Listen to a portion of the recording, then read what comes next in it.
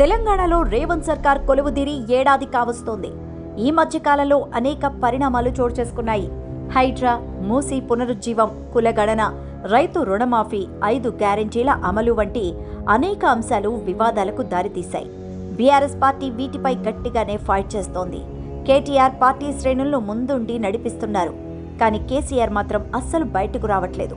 వీటిపై నోరు మెదపట్లేదు. మరోవైపు పార్టీ పేరు మార్చాలన్న డిమాండ్పై కూడా పెద్దగా కేసీఆర్ నోరు విప్పట్లేదు. పార్టీ నాయకులు మాత్రం బీఆర్ఎస్ పార్టీ పేరును మళ్లీ టీఆర్ఎస్గా మార్చాల్సిందేనంటున్నారు. అప్పుడే అధికారంలోకి రాగలమంటూ తేల్చి చెప్పేస్తున్నారు. గతంలో కేసీఆర్ అధికారంలో ఉన్నప్పుడు జాతీయ రాజకీయాల్లో సత్తా చాటాల్ని టీఆర్ఎస్ను కాస్త బీఆర్ఎస్గా మార్చారు. ఎన్నికలకు 2 ఏళ్ల ముందు ఈ నిర్ణయం తీసుకున్నారు. అప్పటి నుంచి కేసీఆర్ ఆయా రాష్ట్రాల్లో పర్యటించారు. అంతటా గులాబీ జెండా ఎగురుతుందని, దేశ రాజకీయాల్లో బీఆర్ఎస్ పార్టీ చక్రం తిప్పుతుందని కలలు కన్నారు. దాంతో కొన్ని రాష్ట్రాల్లో అడపాదడపా జాయినింగ్స్ కూడా జరిగాయి.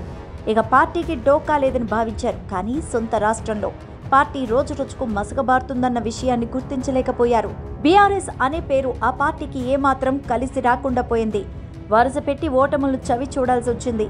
పార్టీ పేరు మార్చడం వల్లే తెలంగాణ ప్రజల్లో పార్టీ పట్ల సెంటిమెంట్ను కోల్పోయామని చాలా మంది నేతలు అధినేత వద్ద అసంతృప్తిని కూడా వ్యక్తం చేశారట.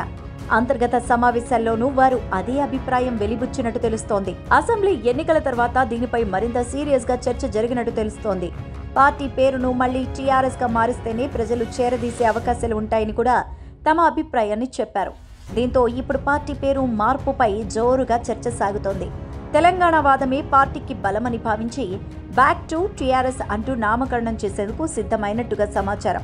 కేసీఆర్ కూతురు నేతృత్వంలో కొనసాగుతున్న జాగృతిని ఇప్పటికే భారత జాగృతి నుంచి తొలగించి తెలంగాణ జాగృతిగా మార్చేశారు.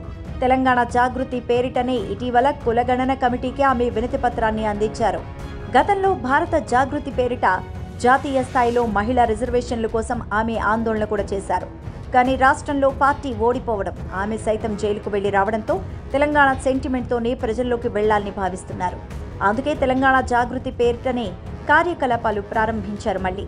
అయితే ఎంతో హడావిడిగా పార్టీ పేరును బీఆర్ఎస్గా మార్చిన అధినేత కేసీఆర్ ఇప్పుడు పార్టీ పేరును టీఆర్ఎస్గా మార్చేందుకు టెక్నికల్గా అన్నీ కలిసి వస్తాయా అనే ఆలోచనలు సైతం చేస్తున్నట్టు సమాచారం. గతంలోనే గులాబీ బాస్ ఓ సందర్భంలో చెప్పుకొచ్చారు. పార్టీ పేరు మార్చాలని భావిస్తే టెక్నికల్గా అది సాధ్యం కాదన్న విషయం వెల్లడించారు.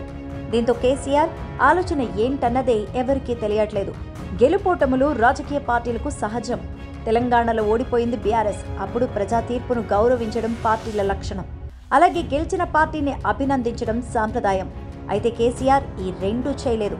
ప్రజా తీర్పు పైన స్పందించలేదు. గెలిచిన కాంగ్రెస్ను అభినందించడం లేదు. ఈ మధ్యకాలంలో రాజస్థాన్, హర్యానా, జమ్మూ కాశ్మీర్ ఎన్నికలు జరిగాయి. తాజాగా మహారాష్ట్ర ఎన్నికలు ముగిశాయి. వాస్తవానికి మహారాష్ట్ర ఎన్నికల్లో పోటీ చేయాలని కేసీఆర్ ఉవ్విళ్లూరారు. అక్కడ పెద్ద ఎత్తున ప్రచారం కూడా చేశారు. కానీ ఆ ఎన్నికల్లో పోటీ చేయలేదు. కనీసం వాటిపై స్పందించనూ లేదు.